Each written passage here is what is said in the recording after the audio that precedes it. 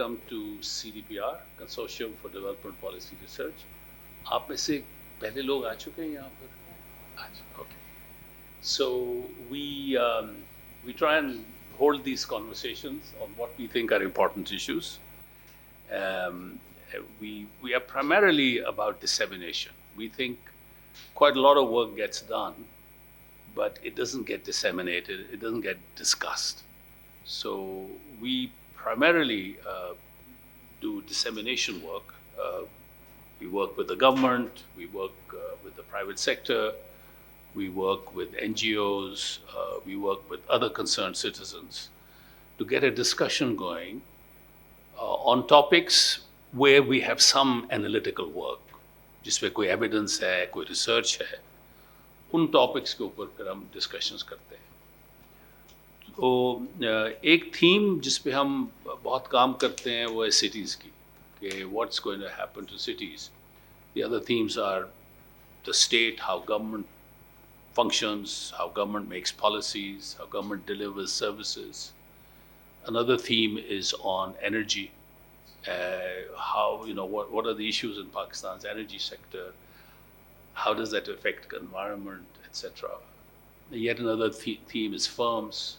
How are they performing? How do they react to policy changes, etc.? How do we get more productivity among firms? And then there's the cities theme. اور cities theme پہ کافی کام ہو چکا ہے, لاہور پہ بھی کافی کام ہو چکا ہے. آپ ہماری ویب سائٹ پہ جائیں, آپ کو سارا کام ملے گا.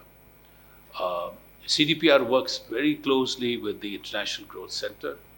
International Growth Center is a research organization which is run by London School of Economics and Oxford University. So we work in very close collaboration with IGC. IGC supports some of our activities. We draw upon the research that IGC does. CDPR خود بھی research کرتا ہے. Unfortunately, ہماری environment ایسی ہے کہ ہمیں بھی ریسرچ فنڈنگ کے لیے ڈونرس کے پاس ہی جانا پڑتا ہے. We are trying very hard to get the private sector to fund research. لیکن وہ جو ریسرچ پرائیویٹ سیکٹر فنڈ کرتا بھی ہے وہ بڑی مخصوص ہوتی ہے ٹو دیئر انٹرسٹس. وہ براڈر پالیسی ایشوز پہ بہت کم ہمارا پرائیویٹ سیکٹر ریسرچ کو فنڈ کرتا ہے, اور گورنمنٹ کے پاس ہم جاتے نہیں. سو جو ہم تھوڑی بہت ریسرچ CDPR میں کرتے ہیں وہ بھی ڈونر سے ہی فنڈ ہوتی ہے. So IGC is a donor, but more than a donor, IGC is an active partner, an intellectual partner. And then, so we do some research, but mostly we do dissemination. That's what CDPR is. So today's topic is Lahore Futures. This is more an agenda-setting discussion today. What are the kinds of issues that should concern us? What do we know about those issues? What more do we want to know about those issues? ہم کوشش کریں جس حد تک ممکن ہو کہ ہم past trends لے کے, جس کے اوپر ہمارے پاس ڈیٹا ہے, انہی کو ہم پروجیکٹ کریں فیوچر میں, اور پھر کہیں کہ کس قسم کے مسائل کھڑے ہو سکتے ہیں, and how do we prepare to address those issues. That's the way we are structuring this conversation.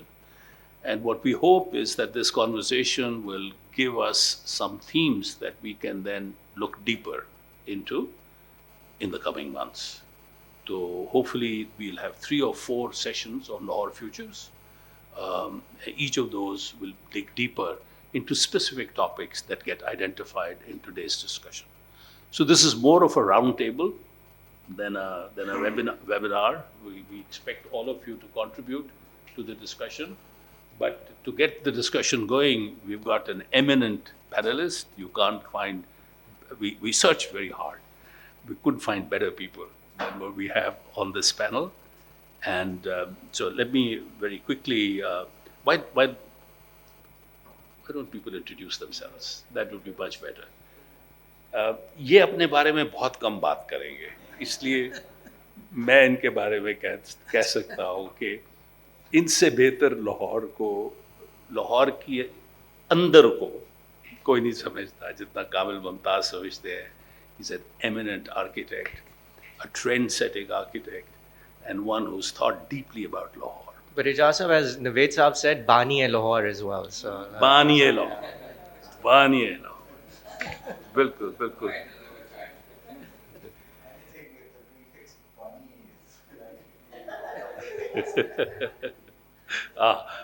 Umar? My name is Umar Masood. I'm the Chief Executive Officer of the Urban Unit.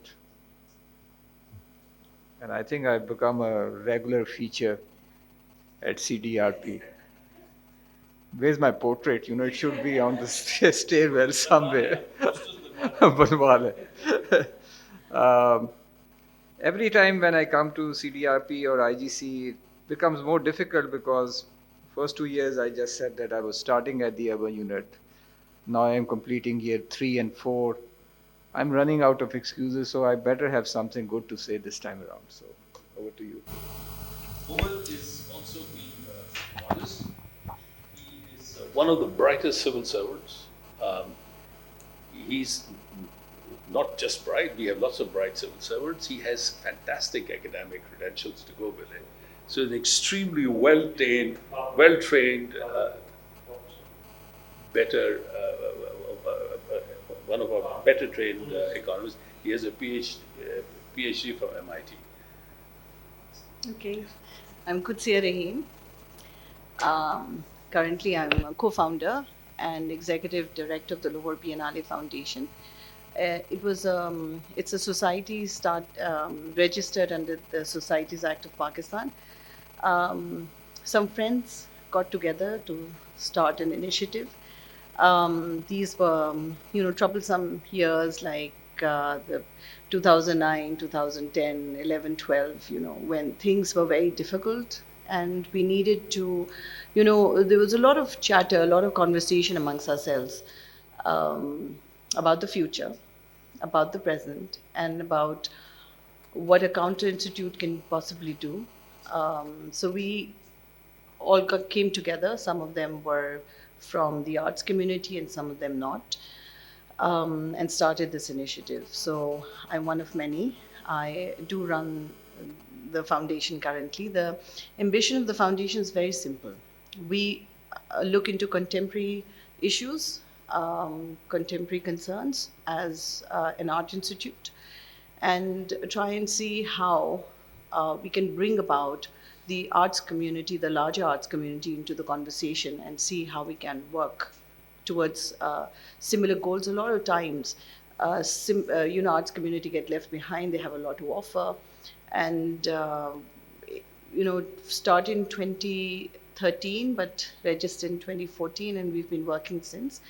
A biennial is a largest art event that a country hosts on a global scale, and what it gets to do is work with artists and thinkers and scholars throughout the world and give opportunities to Pakistan, also Pakistani artists or larger arts community to engage. So the way that it's formulated is that we invite a curator. Under the leadership of the curator, certain themes are selected, and then the curator invites artists from all over the world under those themes, and a big exhibition is curated, right? So an exhibition in our part of the world, what we do is we take on various locations throughout the city, so it's a very decentralized approach. Many of you may have heard of it because we've done 2 editions of it. The third one is coming. And environment and climate and ecologies have been a major part of this initiative, and we've done some work on it. Fantastic.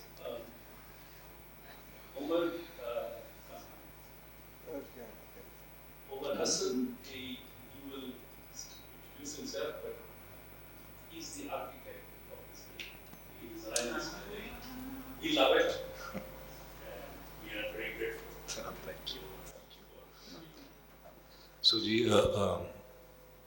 Umar Hassan, Naqsha Navees.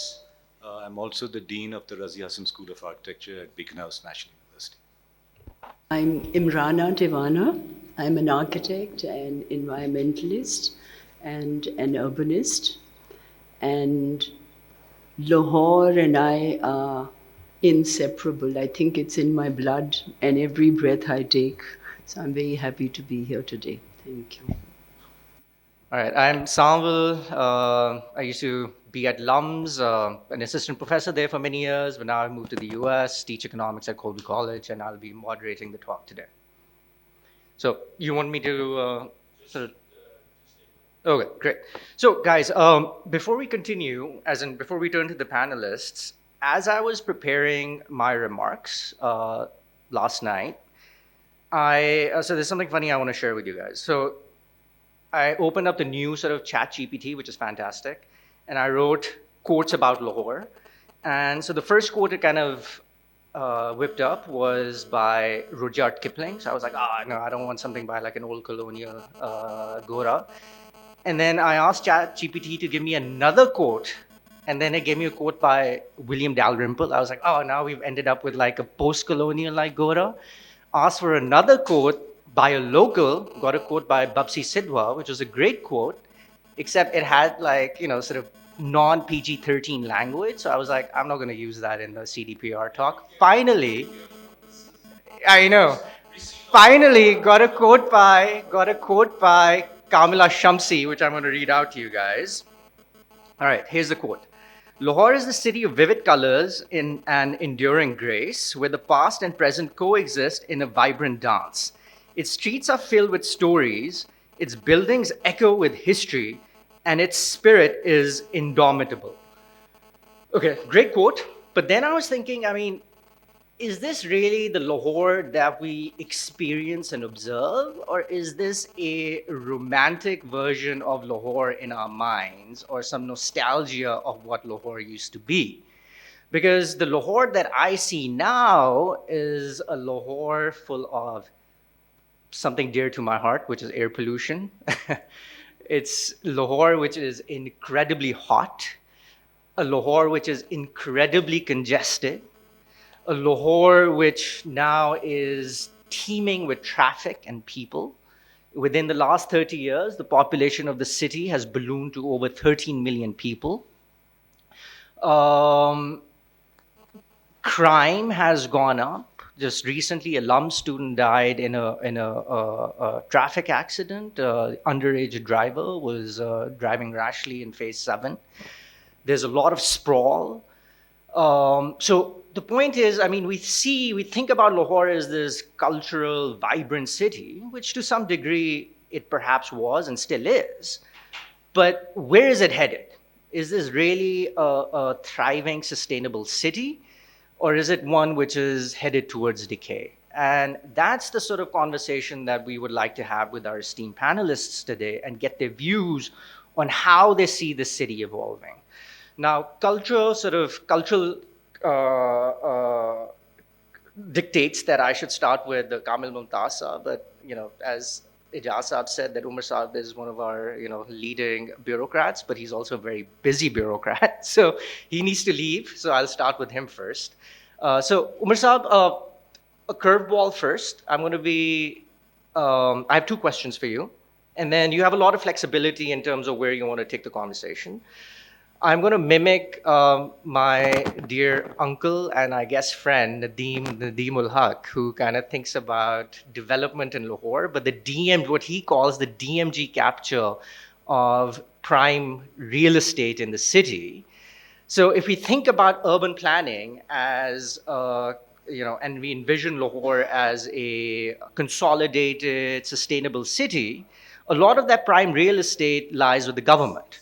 So we think about the Gymkhanas and the GORs and the adjacent colleges, etc.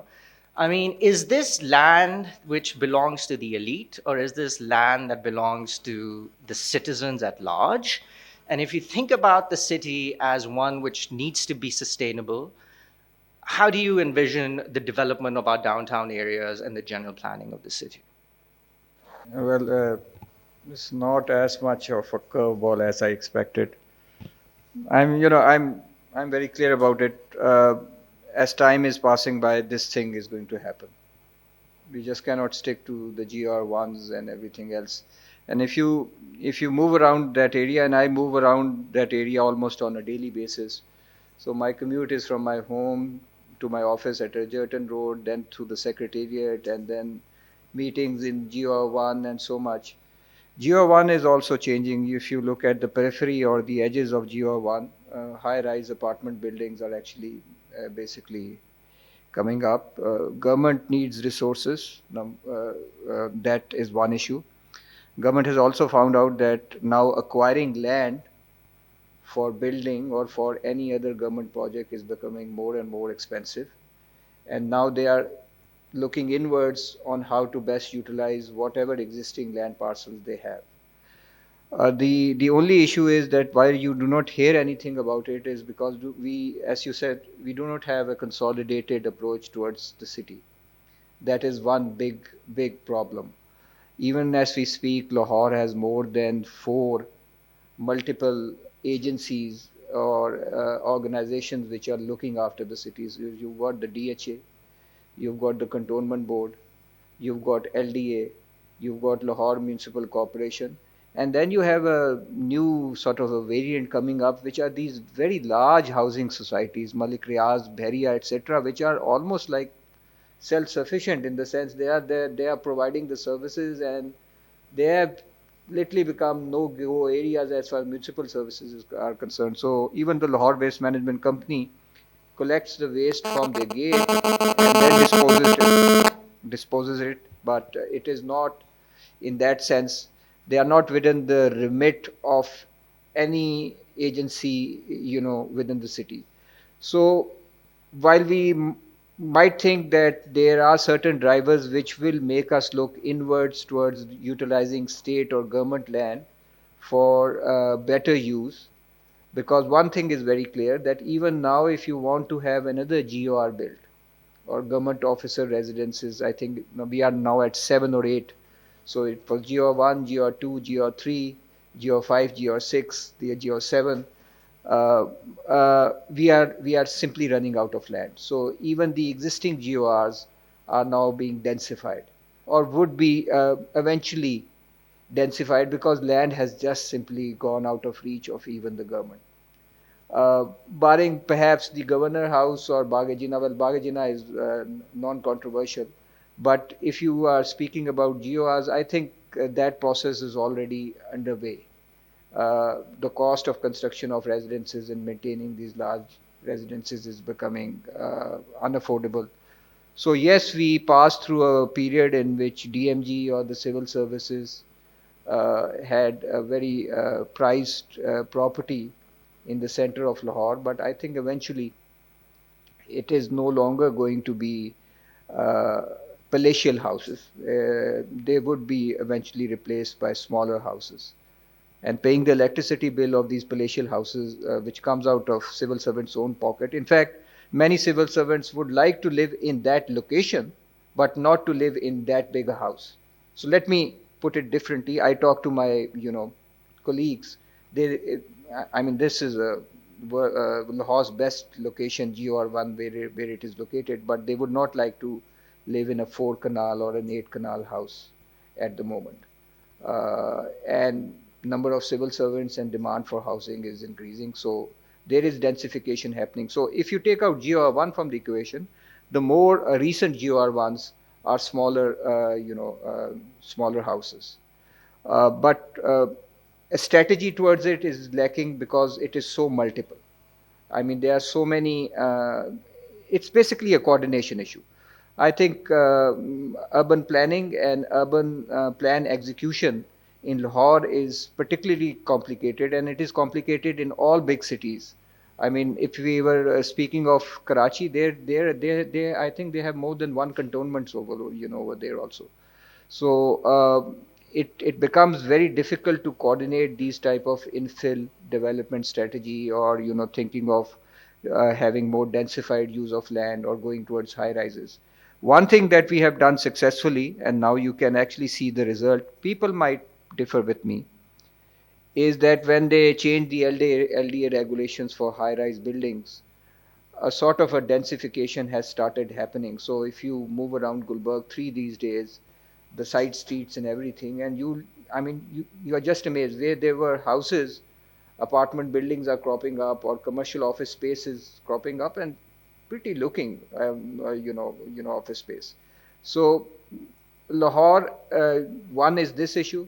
Second, which I see very firmly developing, is Lahore is becoming polycentric. There is not going to be a single central business district of Lahore or center of Lahore. Lahore will be a very polycentric city. At least 3 or 4 polycenters would emerge.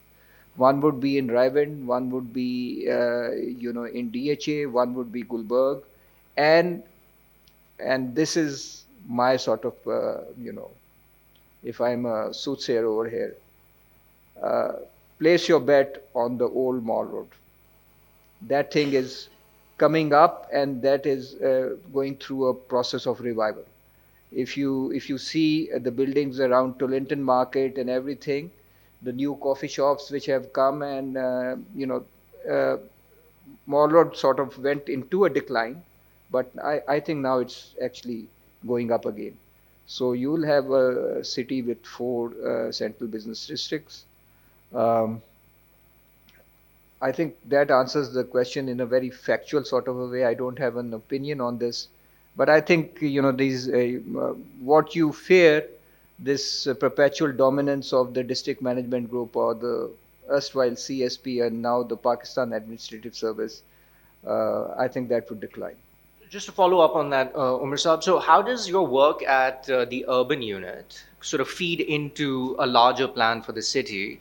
I mean, that's a good point that you raised, that you see, so Lahore kind of has started resembling a city like LA, for example, which is like a conglomeration of mini like cities effectively. But then that raises a host of other questions about connectivity, about public transportation. What sort of models do we envision in which we like end up actually connecting these mini centers? Are we going to be relying on these signal free corridors forever? So so how does your work at the urban unit, where you're kind of looking at these sort of dynamics both spatially and across time, sort of feed into like a vision of a larger like planned city? Okay, so Dr. Nasir Javed, the founder of the urban unit, or previously it was a project management unit, is actually sitting here. He might also pitch in a bit. Urban unit, as it was originally designed, was not originally designed as a company the way it is right now. Urban unit was a project management unit for the planning and development department, because the planning and development department needed that core expertise to sort of filter out and assess all urban development projects.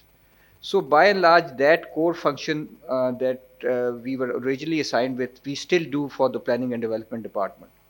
But then there is a political economy of urban development over which the urban unit does not have enough of a control. So, if there are pulls and pushes of what gets developed in Lahore and how is it going to be, developed, we have a voice, and that comes at the planning and development stage. But if an autonomous body like Lahore Development Authority sets its mind at actually developing, and it's developing it's from its own resources, we cannot stop it. I cannot step in and stop DHA from developing a trunk sewer or a signal-free corridor, because number one, I do not have jurisdiction, and number two, they are not going to listen to me. So the urban unit is we try to be strategic, and we try to intervene where policy is being formulated, hoping that whatever we are actually prescribing gets translated into some sort of a policy plan and eventually into a project. But I grant you that does not carry 100% success rate. In fact, it is less than 50% success rate. Now, that's the nature of the beast, which you call bureaucracy. And the urban unit happens to be a very hybrid-looking organization. We are a corporate. I am the only serving civil servant in the organization. The rest are market-based, recruitments. And how do we figure ourselves out in this, bureaucracy in which we are actually working? My strategy has been to build relationships with government departments, with city agencies, and help them out as much as I can, so they are able to sort of be more receptive to what the urban unit has to say otherwise also. Now that is a long-term sort of an investment that the urban unit is trying to make, hoping that our reputational advice actually carries the day. So, that I would grant you is a major challenge, that even if you have the world's best urban unit, not that I'm saying that we are the world's best, but if we have the world's best urban unit, it is not necessary that they will be able to move the needle as far as how the city is actually developing. And if you were to see the maps, you would see how big a challenge we face in this respect. Yeah. So, all right. Turning to Kamil Saab. Kamil Saab, I recently, my former colleague at LUMS, Aman Jafar and Chris Moffat, who's at Queen's Mary, they've recently written a book which consolidates these interviews that they conducted with you. And it was, I just went through that last week, and it was, interesting to kind of see your thought process on not just Lahore's architecture, but on, your sort of vision for the city. So you were born in Calcutta, and then you sort of moved around Lahore, Karachi, went to London for your architectural degree, and then moved permanently to Lahore in the 60s. And then in the book, they kind of state that you were one of the first generation of radical architects, or radical modern architects, which was a sort of a step up from your early 20th century modern architects who kind of dealt with sort of straight lines, and then which was supposed to be their philosophy kind of envisioned a space of equality, but ended up being co-opted by the elites. And so your kind of school of thought was, as the book argues, was kind of a challenge to that. So in light of that, I want to kind of understand, what was the kind of Lahore that you saw in the 60s when you moved here? How did it evolve? Where do you see Lahore stands now? And where do you see it going?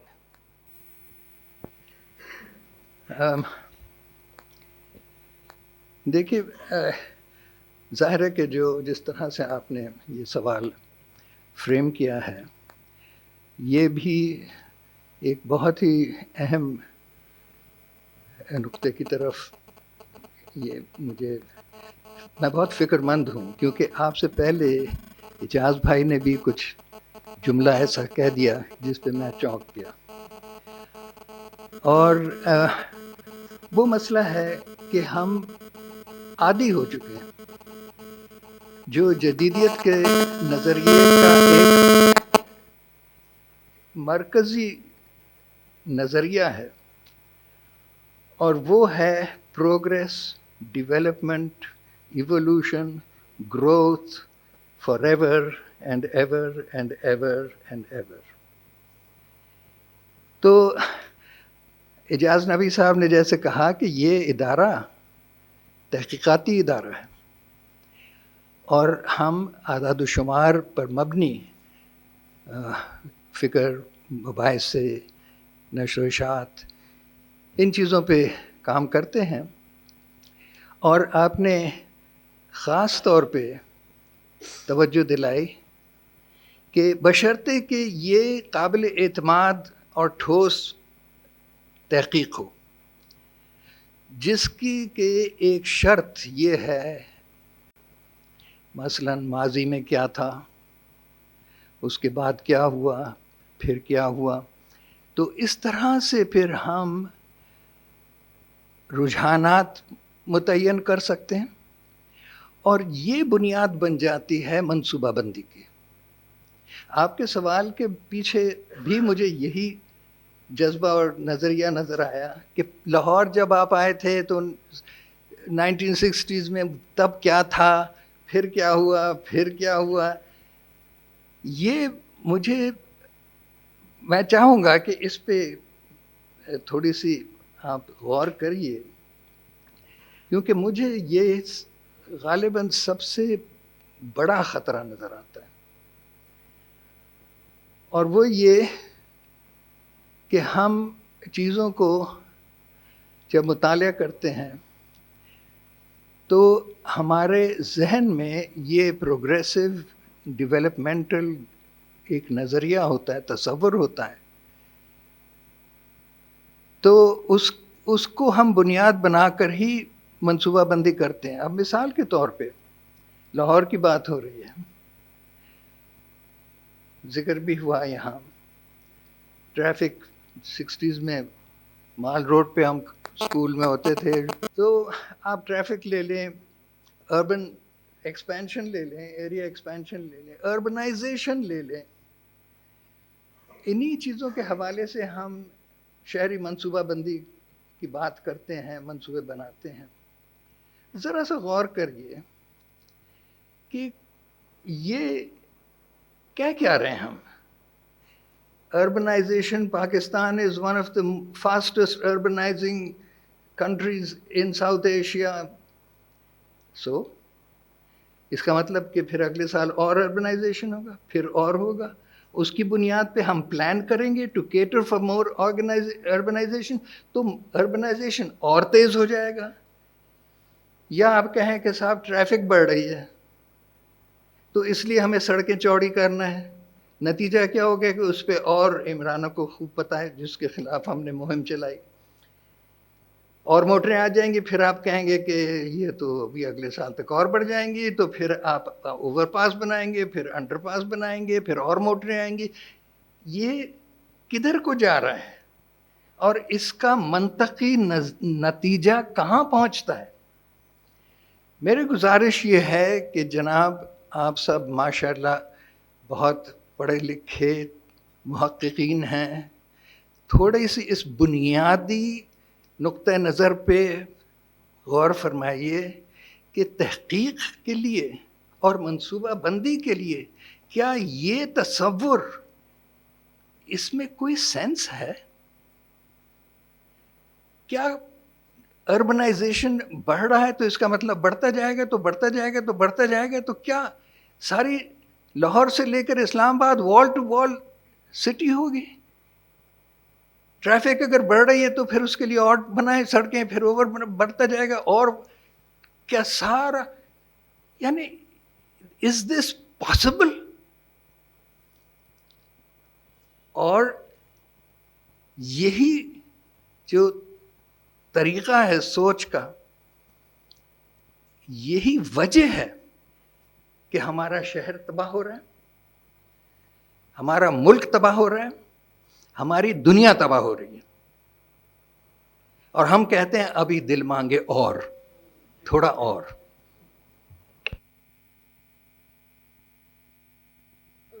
اس پہ میں ذرا ایک follow up سوال, اور میں یہ بھی شرمندہ ہوں میرے جیسے انگلش میڈیم لوگ جو ہیں وہ انگریزی کے لفظ مطلب اردو بولتے ہوئے, ہاں تو وہ اچھا آپ کی بات میں صحیح کہہ رہے ہیں آپ, ان دا سینس کہ یو نو اگر بہت سا آئی گیس لوڈیڈ ٹرمز ہوتی ہیں, گروتھ, اربنائزیشن اس پہ بھی you can sort of you know nuance میں ڈسکس کہ what should urbanization look like and what you know what's good development versus you نو.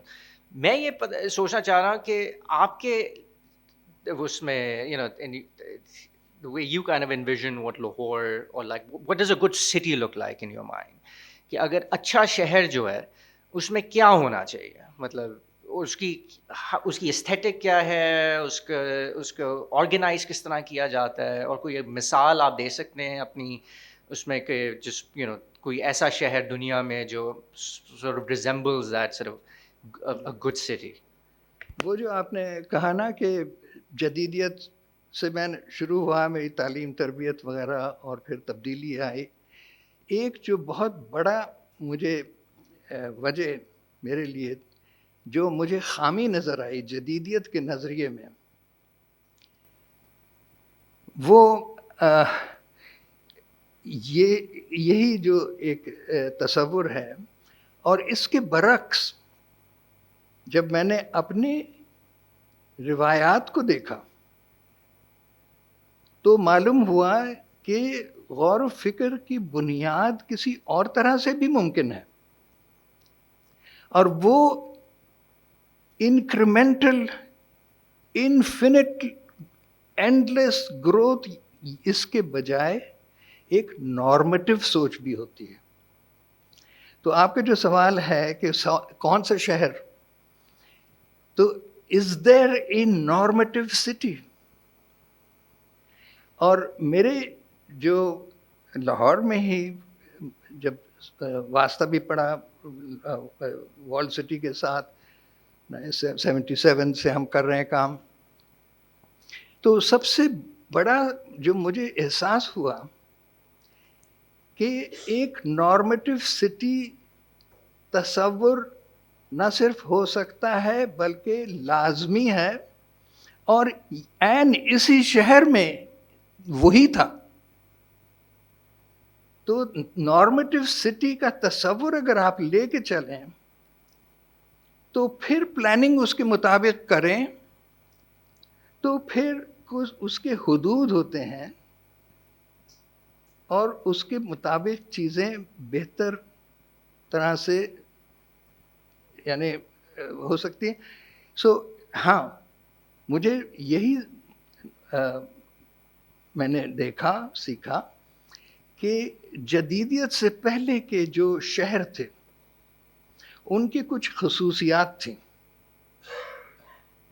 اور وہی شہر مجھے لگتا ہے کہ ہمارے لیے نارمز ہونا چاہیے. مثال کے طور پہ یہ شہر، اور یہ چیز ابھی لاہور میں ماسٹر پلان جو بنا ہے تو اس میں شہریوں کو پہلی بار بلایا گیا. تو سب سے پہلی بات شہریوں نے کہا کہ صاحب ہمیں شہر چاہیے لاہور موٹروں کے لیے نہیں، انسانوں کے لیے.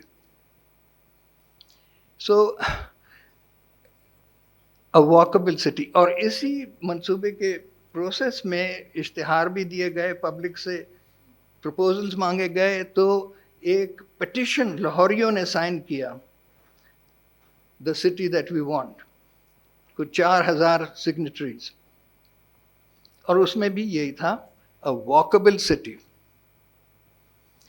جس کے اندر تمام شہری سہولیات پیدل چلنے کے فاصلے پہ ہوں.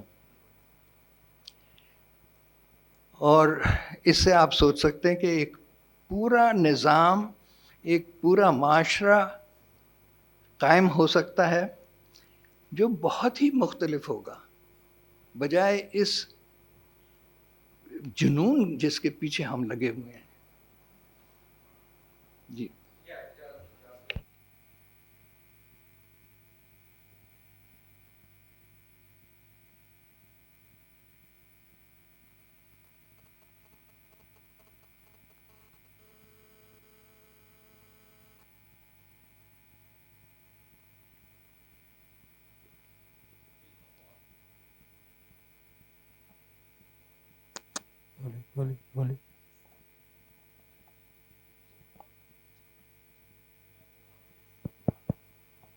Lahore ka defense is to develop other cities around Lahore so that people, دیکھیے جو رورل اربن مائگریشن ہو رہی ہے وہ تو ایک سلسلہ چل رہا ہے، اس کے اور وار مسائل ہیں، ان کے حل مختلف ہیں، لیکن لاہور کی پلاننگ اس طرح سے ہو سکتی ہے کہ اتنا بڑا ہجوم ہر سال لاہور نہ آتا رہے، کیونکہ لاہور کے بس میں نہیں رہے گا اس کے ساتھ ڈیل کرنا. ہمارا مقصد اس گفتگو سے یہ تھا، یہ نہیں تھا کہ انڈر پاسز اور بنے اور اوور پاسز اور بنے. میں سوچا میں کلیریفائی کر دوں.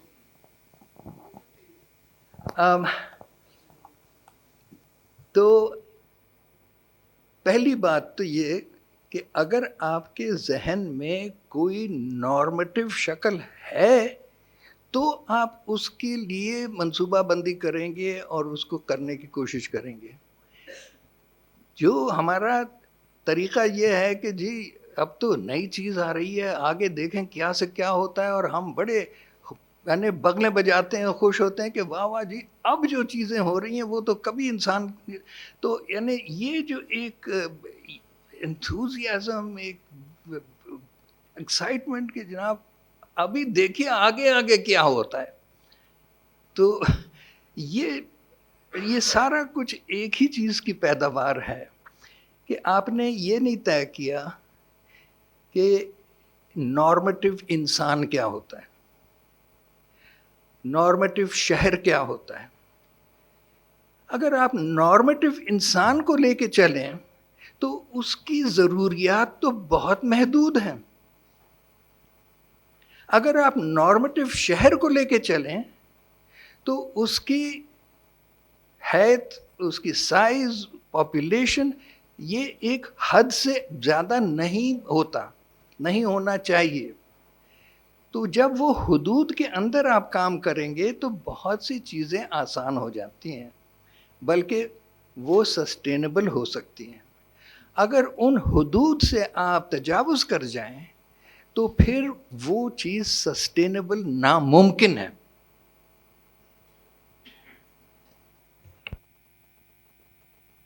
All right, thanks, Amal Saab. Ab I'll turn over to Qudsiya. Qudsiya, as the director of the Lahore Biennale, and who's sort of worked recently on reviving or bringing art to the city, but also encouraging kind of engagement of citizens with the sort of art that the Biennale presents. So what do you see? What do you think about the sort of aesthetic of the city in that sense? Or is it a decaying? We always talk about like Lahore as the cultural city of the subcontinent, and we kind of give examples of that, and that kind of ties into the sort of romantic notions of Lahore that I said in my opening remarks. But how are you kind of envisioning that, and how do you see that kind of transforming this? Or I'm not going to use that word because Kamal Saab's going to get angry. But like how does that kind of play into what the city looks like? Thank you. I think in a way it's good to direct this next question to me, because I would like to respond to some of the comments that are already made as well. As a contemporary arts foundation, one of the and city being the city of Lahore being our area of investigation, right? It's very important for us to make sure that remains in the center of our focus. So Lahore was the cultural capital of undivided India. We knew all about that. We've read about it. So some of the various investments, various forms of research that we did, one thing comes up all the time, and I think in a way Kamal Saab also pointed out, in a way Umar Saab also pointed out, is like investment with our history, investment in knowing who we are. I think there is a big gap over there, and I think that gap needs to be addressed, and that gap needs to be recognized. So they are one of the areas of where and how we work, we call it learning from new and old knowledge systems.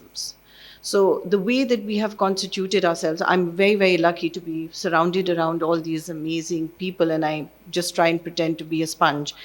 But the little knowledge that we have accumulated, the next panel is on climate and ecologies and sustainable futures as well. So the idea is to invest, find out what we were working with and what do we need to do in order to, so the tools are all out there, right? And we can pick and choose. So the normative city is a city that we choose for ourselves. Now, there are 2-3 ways of doing that. The government doing that, government investing in that, the civil society doing that, and the civil society organizations kind of investing in that. And academic institutions, of course, have a very, very major role to play. So in a situation like this, for example, a forum like this, so if you say कि हमारी aesthetics और हम कितना affect हुए हमें, so this hall full is an example of saying we are there, there's nothing wrong with us, we just need to recenter. And that's okay, and the recentering can happen in many ways, in many forms. These platforms are important. Other institutions are also working on these, a similar kind of program.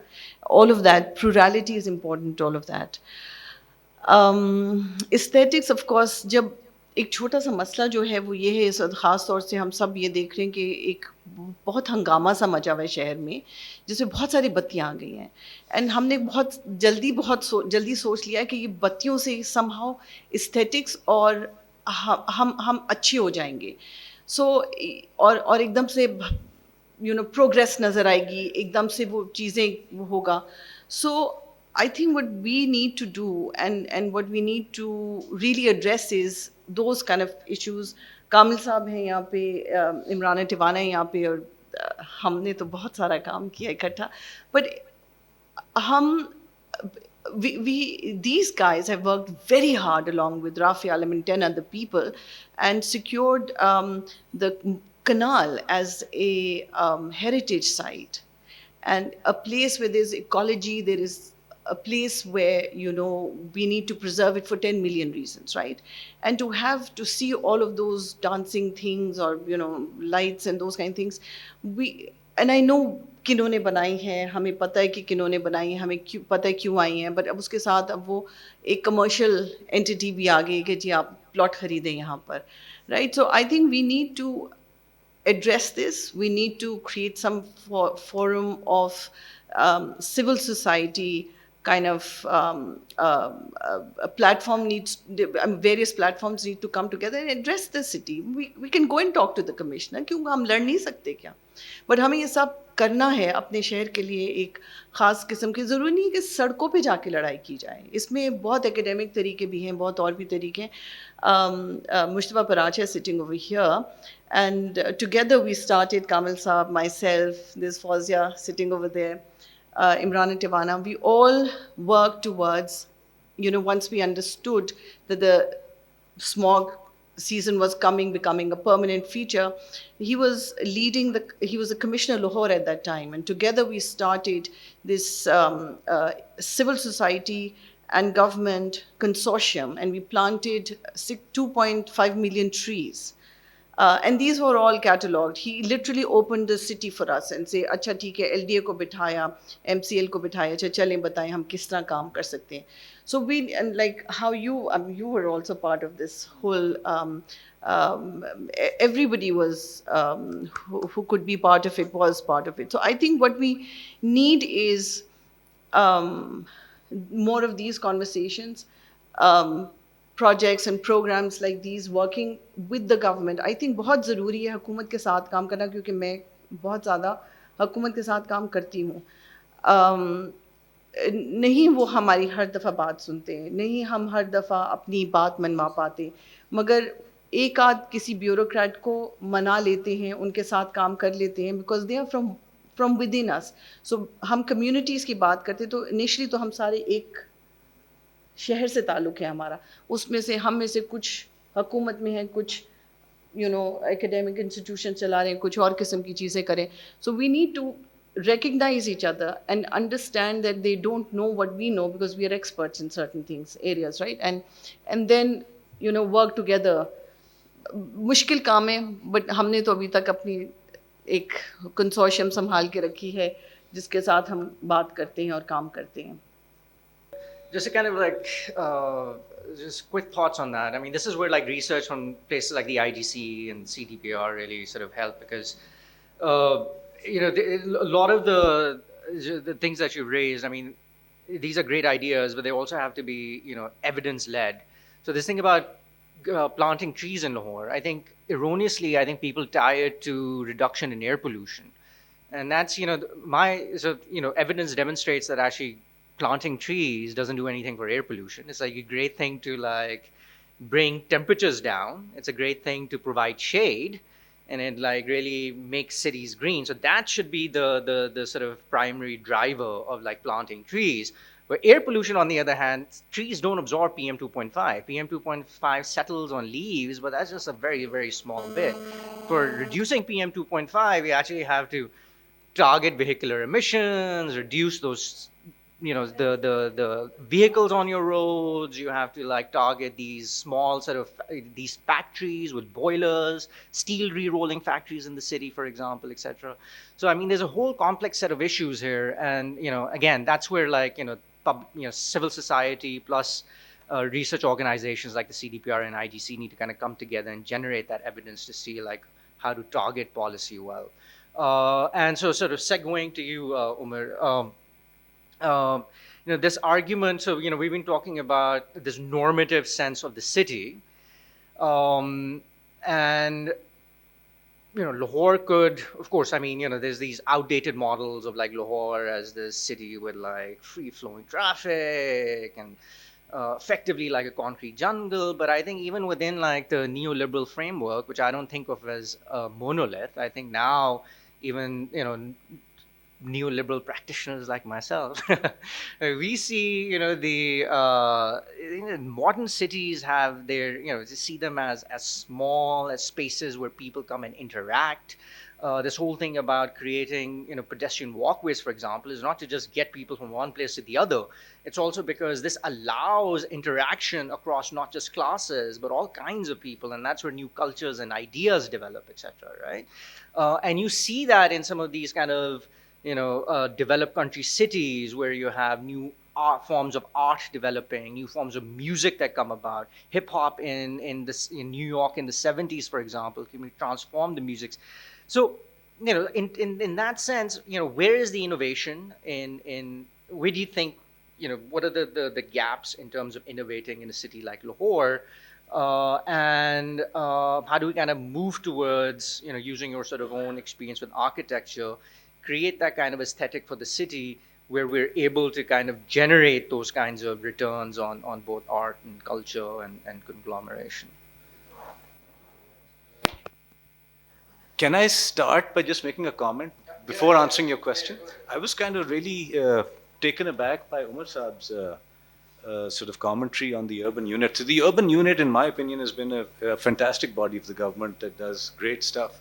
But I was shocked to hear, Umar Saab, that your opinions are non-binding. I mean, so there's no centralized facility in the city that looks at the city as a whole. There's nothing there. I mean, To be honest, I'm being honest with you. wow.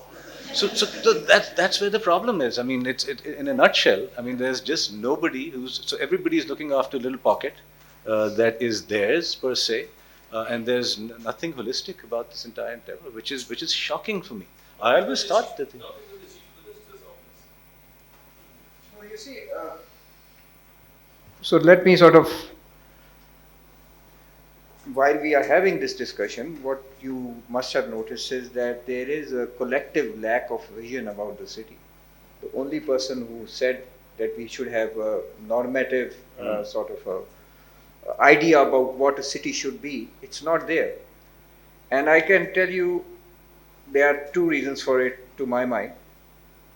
One is that we are espoused to an antiquated way of planning city, which is called the master plan, which is basically get all the elements together, just do not think about it, and as the boxes are checked, the elements are compiled, and this is your master plan. So there is no sort of a collective thinking about planning as such, because the planning instrument is not consensus building. This time around, the stalled master plan of Lahore did a better exercise at consensus building, but it really could not go forward, because then what happens is, because land has become very expensive, there is a political economy of master planning. I can tell you that right now the government of Punjab is doing district level land use plans, and the deputy commissioners are most hesitant to approve those land use plans. And the reason, which they confidentially tell, is that the day they approve that land use plan, it's not very far away from the NAB office. Because if I say that this piece of area or this parcel of land is going to be residential or commercial, I might be subject to a NAB inquiry later on that you did it to benefit X or Y group. Wow. So unless we, and the only solution to this thing is pure 100% professionalism. If professional, nobody questions a doctor that why did the surgery go wrong. Have you ever thought of it? Because doctors are sort of bound by their profession, and their processes are so hardwired that if they have followed their processes and the patient dies on the table, the doctor is not taken to jail or something. But unfortunately, when it comes to urban planning, we don't have that core professionalism in us, and that sort of a core capacity where we can say that enough voice is being generated. When Dr. Nasir Javed was at the urban unit was 459 people. Today the urban unit is 223 people. It went all the way down to 180, then it went up to 279, and then it declined to 223. And that recent decline happened because of inflation and everything, and people started leaving because they felt that their salaries were not enough. So one is the issue of planning, and the second issue is perhaps not many of you are aware that the architect and the urban planner is missing from Lahore. What you have is basically engineers, and engineers do not carry an aesthetic sense. What they carry is the sense of the possible. I can make this thing possible even if it looks ugly. So LDA, Lahore Development Authority, engineers hold the roost when it comes to development planning. The architects take a back seat. Even when we are actually formulating and approving development plans which have to do with the urban landscape, the architect is never invited. Either it is the secretary of the department supported by his technical wing, which largely comprises of engineers. So there is no urban planner, there is no architect, and you are going ahead with a signal-free corridor. So the engineer is not taking into account the ramifications of it as far as what pollution effect would it have and what effect would it have on the neighborhood as such. Nothing. So what things which have happened just have not happened by chance. It has, they have happened because certain elements have been perpetually missing from planning in Lahore. And the third thing which I would say is that civil society as a whole has not been able to be a strong voice for the city. I'm sorry to say that, but in my 4 years at the urban unit, it was like pushing against an open door, but nobody came to the urban unit that, okay, let's get together with the urban unit and let's do something for, well, CDPR invites me, that's thank you very much for that, but the fact of the matter is that I'm talking about a city with a population of 13 million. I mean, there should be a voice to this city. There is no voice. I lived for 7 years in Cambridge, Massachusetts. The fare, the tea fares were raised, and they had a ruckus over there that why they were raised. We just do not have an urban voice. I'm sorry to say, but collectively we do not have an urban voice. And because we do not have an urban voice, these things do not get translated, or these things do not get percolated into policy.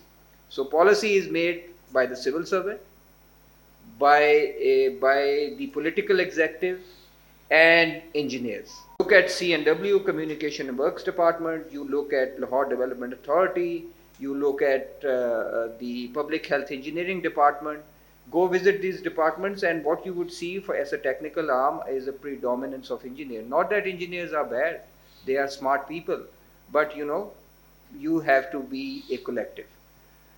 What Mujtaba Paracha actually did was, he did something which run-of-the-mill bureaucrats do not do. He became a coordinator. Nobody likes to be a coordinator. We like to be administrators. Coordinator is basically that you pull all the expertise together and you just remove the bottlenecks for them so you can move all the moving parts together. You are not doing anything yourself. He himself was not trying to count trees himself, or his office was not counting trees. What he was doing is he was coordinating. Now that that type of an exercise is much needed in Lahore because, as I said before, you've got a fragmented city as far as city administration is concerned, and if you cannot have a centralized structure, at least have an effective coordination structure, which is again lacking. So I think I sort of stopped there. Mujtaba Paracha himself. Yeah, go ahead. Yeah.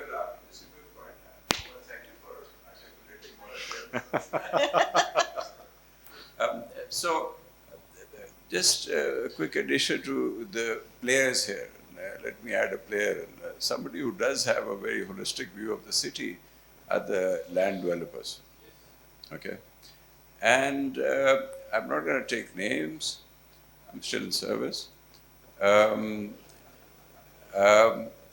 if you look at the list of all the electables, even people fighting from different party, you'll see that I think a majority of candidates from Lahore are land developers. So that's a very powerful kind of interest that you're looking at when you're looking at the way that either the city planning, if you may call that, functions or does not function. It does not function. A dysfunctional system is also perhaps by design, as is a lot of our sort of sectors. Thank you.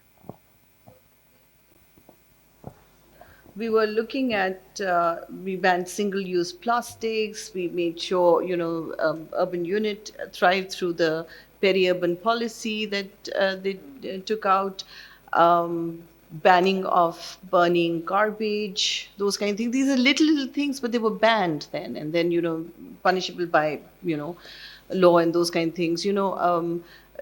Depending on the plot size that you have, those many trees and plants and, various things were actually brought into attention as part of the program. What we were not able to do was actually health certificates of the cars, because the lobby is just so strong and it's so powerful that we were not able to penetrate into that space. But various things were addressed. Ji, Umar, your comments got coming cut back off. to your question, actually, and I'd like to respond to Mujtaba as well. So designers, when they design, always have an agenda. That agenda can be personal, that agenda can stem from an interest. Without an agenda, it's just putting things together, which is what engineers do, with all due respect to engineers. But they will look at adjacencies. This goes with this. There is no experience within that. So even in the design of a table or a building or a city, there's always a philosophy. That's the point of origin. Everything else comes systematically. And function is a tiny part of that. It's not an end to itself at all. The problem here is that most of our town planners, and from what I'm understanding, there's no imagination here. We're not dreaming. We're simply putting things together that this should go next to this to facilitate this. That's not design. That's thekedari.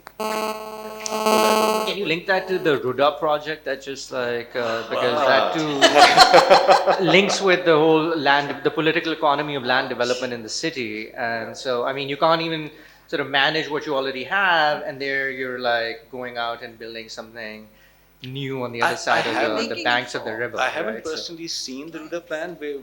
We're having something at BNU in September on that, so we're still in the investigative phase of trying to get our facts together before we comment on this.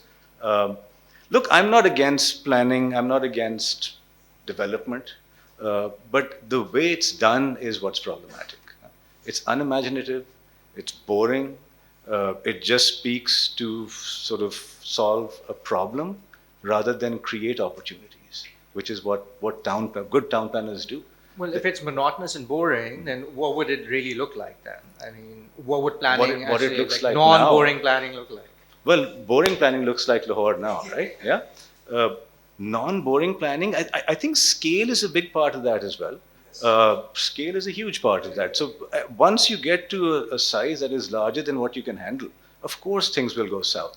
So jo Umar Saab bhi keh rahe the, the idea of multiple centers, everybody's been doing that for a while, right? Islamabad, each sector has its center, there's smaller sectors. So planners and architects have been trying to find sort of the golden equation on this. There is none, because it deals with human life, which is very variable, which cannot be put into a bracket.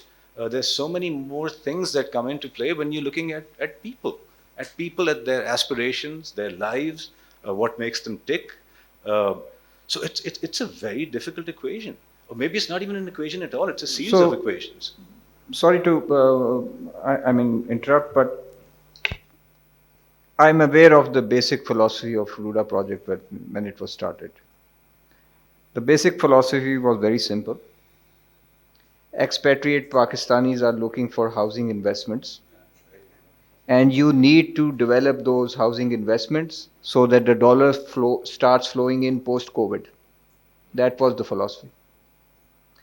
And I think the urban unit was partially responsible for sort of contributing that to that philosophy, because we then said that, housing investment has a multiplier effect, and that multiplier effect will translate into your GDP number, like, going by a factor of 5 or something like that. Uh, but it was a classic case of you have this big parcel of land, 42,000 acres, or no, it's 100,000 acres rather, 100,000 acres across the banks of Ravi, very adjacent to Lahore. Develop it, make it premium, residential, commercial, and there are Pakistanis all over the globe who would come and invest over here and settle here or have their homes in Pakistan, and that would bring in a lot of dollars. That was as simple as that. That was the philosophy of the Prime Minister at that time, and said in not so many words. So that's why that, and another problem which is sort of multiplying in this country is this tendency to fast track things and then slow track other things. Let us move collectively and in an organized fashion, even if we are not able to reach fourth or fifth gear. But let's not, fast track a project and then underfund everything else. And that then creates these imbalances, which then start manifesting in the city. So obviously, Ruda project, even when it is being developed right now, it is right now demanding certain resources from the state and from the provincial government. Obviously, they are able to sell some land, get some revenues out of it, but that infrastructure development which is required for the project would not finance for itself. That the government of Punjab would have to do something about it. But the philosophy was very clear. It was basically to attract expatriate remittances. This was very clear. I need to turn to. I'll come to you during the question and answers. Yeah. So Imran Saiba. So seems like you guys are not doing enough. Is it too hot? Is it too polluted to come out? I mean, no, but so every week almost, or like every other month, you see, like, you'll read a story and it's Imrana Tivana versus the state. So it seems like this you've taken them to task, but it's also like what I've noticed is, especially in the air pollution domain, for example, like there's a lot of court orders there. There was a sue, I don't think the Lahore, I don't think it was a sue anyways, but there's a judgment by the Lahore Chief Justice on like a air quality plan, etc. I mean, there's a lot of judicial activism, but that doesn't necessarily translate into any meaningful policy because of these frictions that exist at the governance level. So, where do you see sort of, with your experience in taking the state to task through litigation on environmental issues, etc., what are the roadblocks to effective city development, and where do you see us going? Thank you. Bismillah ar-Rahman ar-Rahim. Fabi'ayyi alai rabbikuma tukazziban. Thank you so much, Samar. You said that there was flexibility. We had flexibility in our response. Quite a bit, yeah. Okay, so I will take that up. I'd like to invite you, all of you, to imagine Baba Moj Darya sitting on his mound, meditating,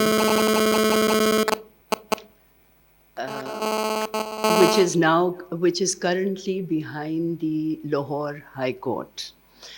And as he sits there, the river Ravi is flowing just below the mound. And people come rushing to him and tell him कि यहाँ से उठ जाएं, because the river is flooding and you will be drowned. And Baba Moj Darya takes his hand and does this. And the river, it is said, the legend and myth, turned around and shifted its course and did not hurt or damage him. This was during the reign of Akbar. And Akbar had an edict that we actually found and photocopied and gave to the court. اکبر کا بیان جو تھا اور جس میں کہا تھا کہ تا حیات جتنی دیر دنیا قائم ہے بابا موج دریا یہیں پر رہیں گے اور یہی ان کی جگہ ہوگی. سو if I may, if you allow me. Can you still find him there? Yeah, absolutely, he's still there. So if you allow me to take you on a journey, I'd like to start with context first. And I would take you on a journey which is probably take 1, take 2, and take 3. Take 4 is a possibility that we may discuss at the end of this. But if I may deliberate on that. So having said that, Lahore, for me, and for most of us, I would define it, Lahore, as an experience of the sixth sense. I think the 7th, the 8th, the 9th, the 10th. It is an unbelievable mix of all the senses. The spirit of Lahore is timeless.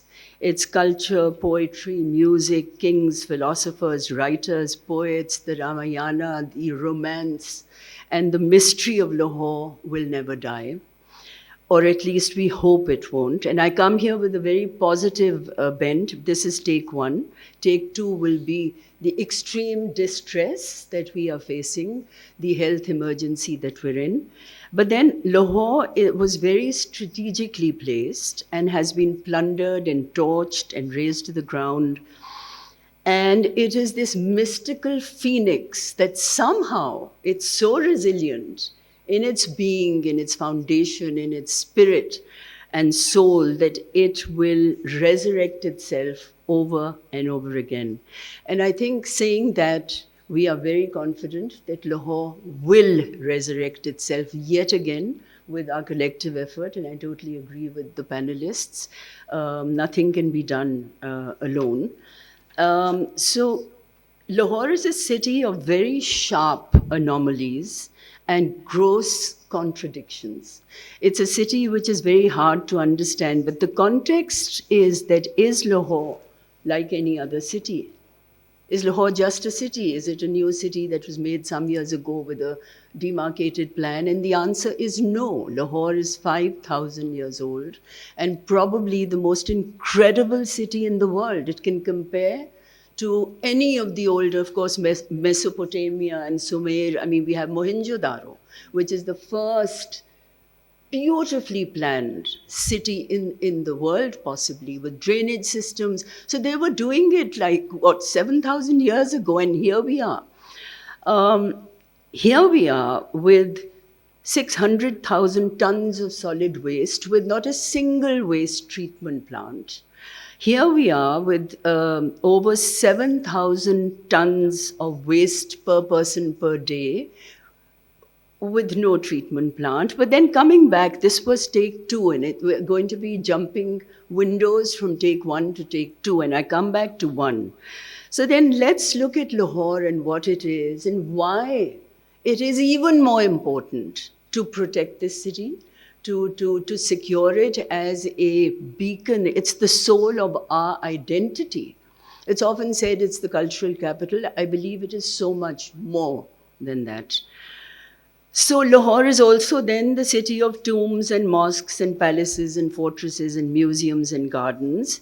Its unparalleled culinary delights, the sights and smells, the frenzied streets and the exotic layouts as you go into the walled city and turn each corner.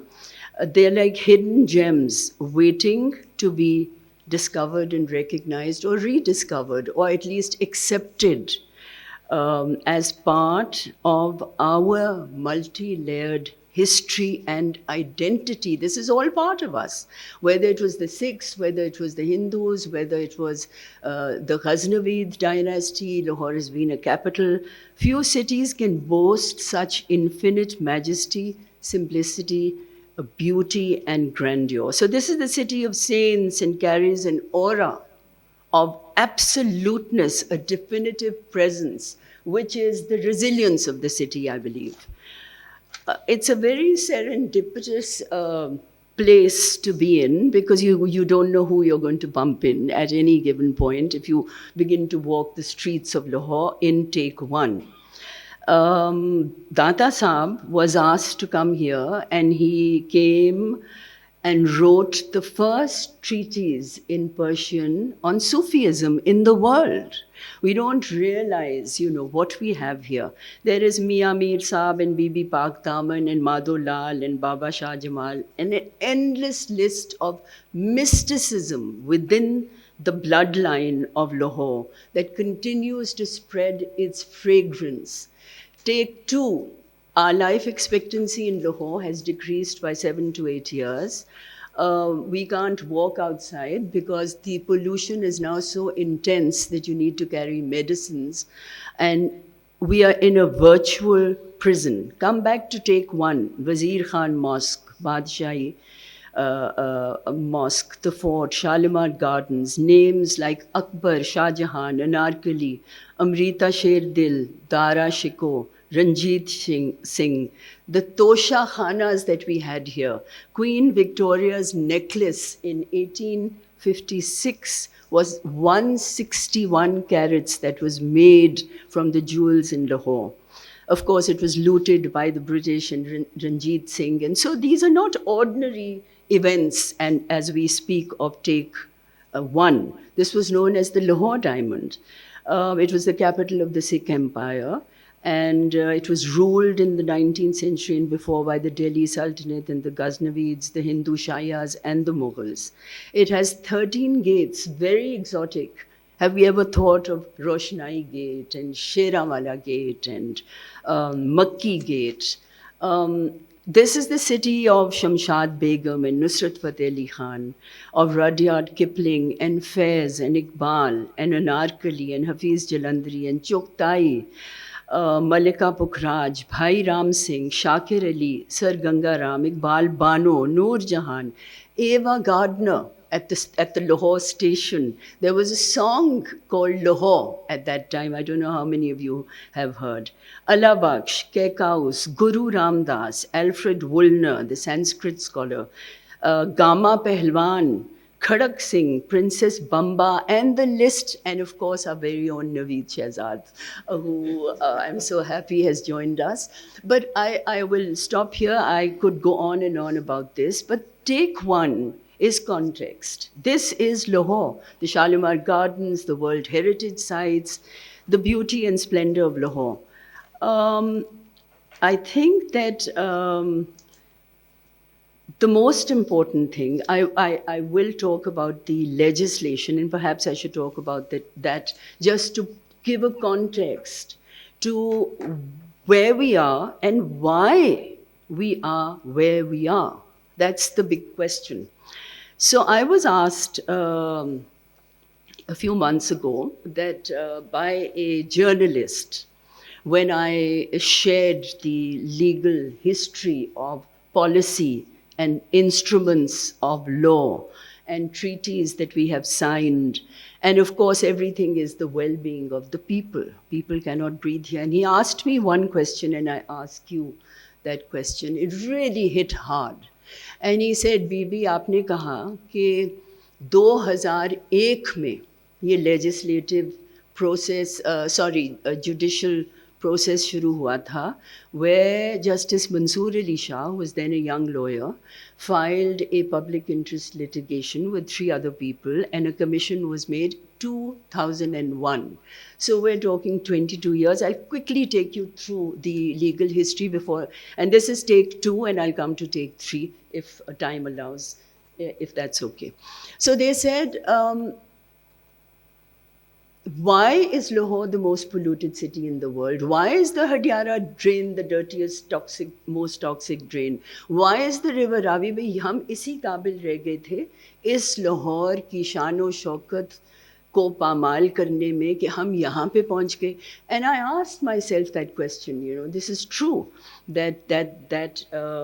so legal instruments, 2001, Mansoor Ali Shah Sahab files a public interest litigation. A commission is formed, a clean air commission, and the recommendations come in 2007. Now, let me go back to the instruments that we have, right? Which is in 1997, I'll try and do this very quickly, the PIPA law came into effect, the Pakistan Environmental Protection Agency law. In 1999, the first Clean Air Act came into being. In 2000, the EIA, PIPA had a review and re-regulated. In 2007, Pakistan Clean Air Program was promulgated, PCAP. In 2005, we had the National Environment Policy Act, NEPA. In 2005, we also had the Solid Waste Management Regulation Plan. 2005, we are in 2023, we still do not have a treatment plant. In 2005, the Hospital Waste Management Regulation Plan came into being. In 2006, the National Sanitation Policy, NSP, came into being.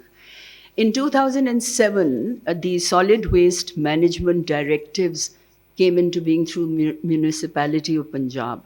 In 2007, there was a public interest litigation and the commission was formed and recommendations. In 2009, I'm taking you, I know it's tedious, but I'm taking you through this to make a point, which I will make after this. In 2009, there was a national drinking water policy. Today we know that 80 to 90% of drinking water has lead and arsenic in it. This was 2009 when the National Drinking Water Policy came into effect. 2012, the National Climate Change Policy. 2017, there was another public interest litigation. There were recommendations, commissions. Dr. Pervez Hassan was heading it. There was an action plan to control smog. And there was a Punjab Clean Air Policy. In 2017, there was the Clean Air Policy Plan. 2018, Punjab Water Policy. 2019, the National Electric Vehicle Policy, the EV policy. 2021, the updated National Climate Change Policy. 2022, Lahore High Court forms a judicial water and environmental commission, which is ongoing. 2023, the Pakistan Oil Refinery Policy came into being. This was for clean fuels, and it was asking for, we know that 83% of the pollution on the roads is vehicular. And this was clearly states, it is mandated, it is a law, that we convert to Euro 4 and 5 and 6, whereas Euro 2 and 3 are banned all over the world. Today, we are using Euro 2 in Pakistan because of the discrepancies in the fuel subsidies which have already been given. The petrol has gone up, but there is an anomaly here which seems to be an ever-revolving contradiction within itself. In 2021, the Judicial Commission. 2023 was the oil refinery. 2023 was the National Clean Air Policy Plan and the National Adaptation Plan, which was brought about last year. So I can go on and on and on about this. This is just to reflect on our state of affairs and our ability to implement, to monitor, to create mechanisms that create checks and balances. In fact, I had proposed some time ago, and I seriously think it's not a joke. You know, people think it's, I said there should be a new ministry, and the ministry should be called Implementation and Monitoring, the Ministry of Implementation and Monitoring and Checks and Balances, because there is none. I just want to quickly touch on 2 or 3 things that have already been talked about. I believe that the first, I will come back to, this, someone said that there has been a lot of litigation, and there seems to be very little trickle down in terms of implementation. I would just like to clarify and share the facts with you. The first act for natural heritage was the Urban Canal Urban Heritage Act, which was enacted by Parliament in the Punjab on the directions of the Supreme Court. It was the first in Asia. And the Chief Justice mentioned in his International Judicial Conference this as the only precedent where he felt that for the first time, civil society collectively had gotten up and brought a solution. And, there is often, I believe, like you said, and I repeat, the collective force. When you go out there and you have the media, and the media has been incredibly supportive because they realize that these are people who have no vested interests. Just another minute or two. I wanted to talk about boundaries of the city, the master plan. Unless one defines the boundary and then goes to make an integrated mobility plan, an integrated, sewerage plan, the jurisdictions that Omar talked about, it's almost, we used to joke, कि हमें visa चाहिए to go from Cannes to Gulberg, because the bylaws are contradictory. They don't sync with anything else. And I would just like to share with you that the population of 14 million that we have, Kamil Saab and I happen to be on the Lahore Master Plan Committee, and we've been there for 4 years. The contract has been given to a company called DAR. It's a Lebanese, Kamil Saab, the company. And we were asked to create the TORs and the vision. In one of the deliberations, we saw a map which looked very amorphous and ambiguous, and when I requested them to turn back, and it went in a second, so you really didn't know, because we used to have 6-hour meetings where nothing sort of sank in. And I said, go back, what is this area? It was this yellow, huge blob. And they said, well, this is the area that's been added to the master plan of Lahore. And so I said, but this looks bigger than the footprint. And he said, yes, it is. And this is the area which is Barki and Bedia and going all the way to the Indian border. So I said, how are you going to cater to 30 million people where we are already choking with our infrastructure? The housing societies that you mentioned, there are about 400 of them. 80% are illegal. And if you go to Lake City, or the Ring Road, I think is the best thing that ever happened to Lahore. Now we simply can't ignore it anymore. We're in a very critical place. Now the world has woken up to climate change and sustainability and issues like this. I believe the most important thing here is prioritizing.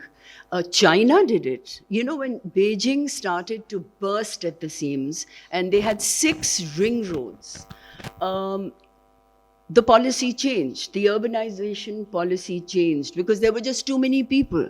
So they said, look, make a boundary, stop the city here, make secondary and tertiary cities, and make special economic zones.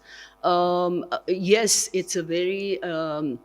it's something to discuss with CPEC 2 coming in with $62 billion of investment here, where we feel that we have no regulatory frameworks for our cities, for these projects, to protect our interest here.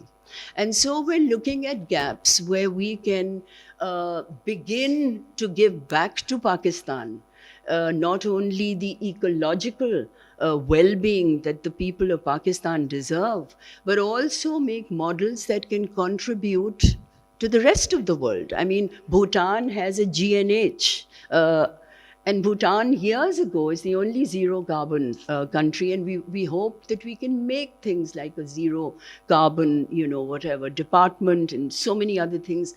But they said, GNP kya hai? GDP kya hai? This is absolute rubbish. And I'm only saying what they said, but I will relate it to what Kamil Saab said. How much money are we going to spend doing all of this end to end? So they came up with gross national happiness. And they said, hum khush rehna chahte hain bhai. Hamare bacche, hum, hawa, sans, gaadi. Hame chhod do GDP. Not saying that we should abandon the economic aspect. Of course, we need to grow, we need to develop, we need to have a balance and in equilibrium, and become a model for others to follow. All right. Thank you, Imran Sahib, for those points. Two quick sort of comments. One is, so we actually, like me and Ali Habib, we wrote this paper on, it was like a white paper on air quality management in Lahore. And it kind of like ties into what you said, which is that we have really strong, and we kind of look at a lot of these laws that you mentioned, and we have strong rules and regulations on paper, but these strong rules and regulations actually operate within a very weak institutional setting. And that really undermines the enforcement and monitoring of things like air pollution, etc. Yeah. And that's why we get these really poor outcomes. Like in Bhutan, it's kind of funny because a lot of the Bhutanese, they have gross national happiness, but their public health is actually very, very poor. And a lot of the Bhutanese go to Thailand to actually for like basic like health services. So I think like in some ways, this is, but but I agree with you. There's this new perception of what do we think about good standard of living, what is, versus just sort of nominal notions of like economic development. Yes. Okay. So, let's open the floor to to questions from the audience. If you raise your hands, I'll turn to you. So basically हमने बहुत सारी बातें की और सबका मुद्दा जो sustainability के ऊपर था. हमने कहा कि शहर जो है वॉकेबल नहीं रहे, हम सांस नहीं ले सकते इस हवा में. लेकिन एक जो पॉइंट हम सब ने मिस किया है वो एनर्जी यूजेज पैटर्न है हमारा. तो as an architect what I believe कि जैसे एक क्लाइंट है इस बिल्डिंग के, ही इज़ वेरी हैप्पी कि हमारी एक बहुत खूबसूरत बिल्डिंग की डिज़ाइन हुई है. बट इस तरह की बिल्डिंग जो हम आर्किटेक्ट डिज़ाइन कर रहे हैं उससे हो ये रहा है कि हमारा एनर्जी यूजेज पैटर्न कुछ ऐसा है कि हम 3 times ज़्यादा एनर्जी कंज्यूम करते हैं in summers, and then we don't use that energy in winters, which is the base for the power crisis in our country. तो अब हमें देखना पड़ेगा कि हम ऐसे चल तो सर सस्टेनेबिलिटी एस्पेक्ट से ये बहुत इंपॉर्टेंट है कि हम इन बिल्डिंग से बाहर निकलें. तो क्या इसके बारे में कोई प्लान है हमारा? अच्छा कामिल साहब, आपके साथ मेरा क्वेश्चन था.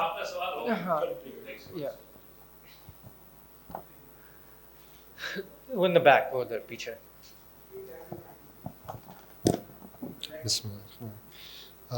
So I'm a bit nervous. Just wanted to. तीन करके करेंगे सवाल. I want to keep it short. We talked about a lot of things in development. More of a statement than a question, but something to provoke thought on that there's this idea of vision and even visioning. But what I observe in this city is there's a mimicking pattern where this idea of beautification and aesthetics is what's leading the development, where we want to copy. I know the waterfront city development project has been also called the Dubaization of Lahore, like comparing it to Dubai.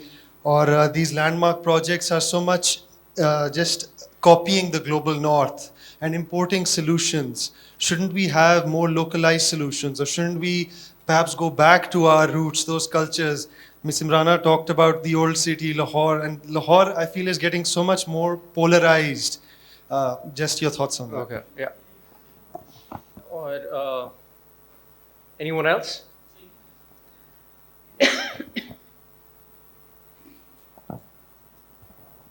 السلام علیکم. افتخار احمد میرا نام ہے. میں نے 2007 میں کامل صاحب آپ کے ساتھ بھی کافی ایک کام کیا تھا لاہور بچاؤ گروپ کے ساتھ, عمرانہ کے ساتھ بھی, جو ہمیں ایک کمپین چلائی تھی کنار روڈ کے اوپر. اس کے اوپر جو بینر بنائے تھے وہ میں نے بنائے تھے. پھر ہم نے لوگوں کو کالز کی, تو اس کمپین کا ہمیں کافی حد تک اس کا بینیفٹ ملا.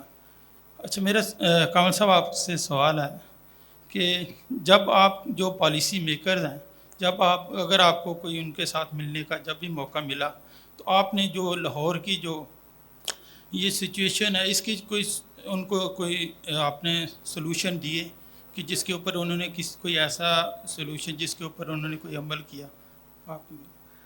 Okay, I think so. We've got 3 questions. So let's get answers to these, and then I'll come back to you. So the first one was on energy, which unka sawal tha. So energy usage in the city. I'm not really sure who to direct that to. Any takers? Chal, yeah, Umar Saab, aap. Can we make it easy? The buildings we make use 3 times more energy in summers as compared to winters. So sustainability of buildings, yeah. It's the base for the power crisis in this country. Yeah, Umar Hassan Saab, yeah, that's here. Yeah. Summers are much longer as well.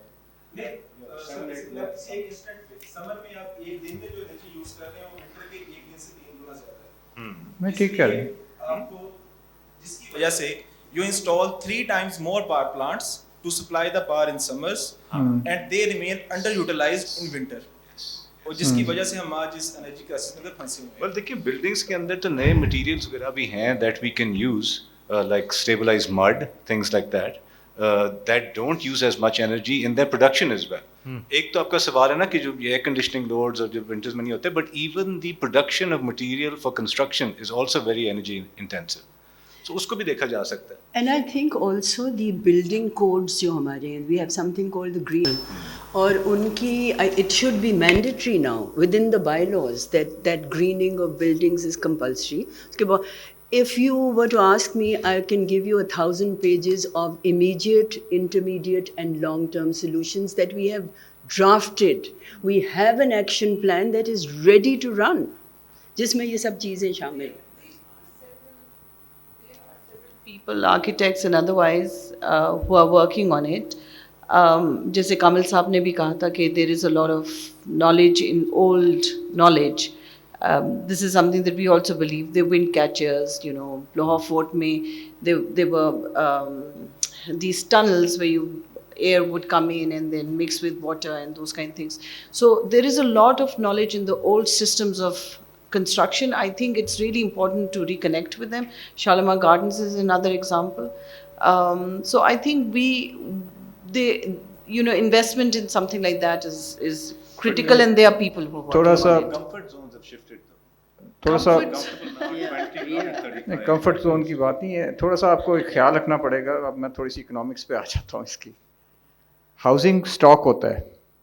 اس وقت آپ ایک ان efficient building یا high energy consumption stock کے ساتھ laden ہے. میرا گھر بھی ان ایفیشینٹ ہے, اوروں کے بھی گھر ان ایفیشینٹ ہے. If I and you were even to جتنے بھی ہمارے ویل انٹینشنڈ ہوں to transform or retrofit our house to an energy efficient building, that will take a level of investment which not everybody can afford. دیکھیں جی اس میں ہمارے issues اور بھی ہیں نا. ہمارا افورڈیبل ہاؤسنگ کا بھی ایک ایشو ہے. وہ پہلے تو کہتے ہیں جی افورڈیبل ہاؤسنگ دے دے, تو پھر بعد میں ہم بات کرتے ہیں کہ whether the building is energy efficient or not. اب یہ بہت ساری لے کے یہ جو آپ لے کے بات کر رہے ہیں, I am not actually denying that. ایک تو گورنمنٹ اینڈ پہ اس پہ کوئی پروگرس نہیں ہوئی, ایس عمرانہ مینشنڈ. ہمارے ابھی تک اس طرح کے لے کے بلڈنگ کوڈز نہیں ہیں جو کہ انرجی ایفیشینٹ بلڈنگس کو لے کے پروموٹ کریں. LEED سرٹیفکیشن ہے, but those are mostly for big buildings اور سم تھنگ آف لے کے دیٹ سارٹ. لیکن جو آپ لے کے بات بیسکلی کر رہے ہیں وہ اس وقت as far as regulatory framework is concern, that is missing.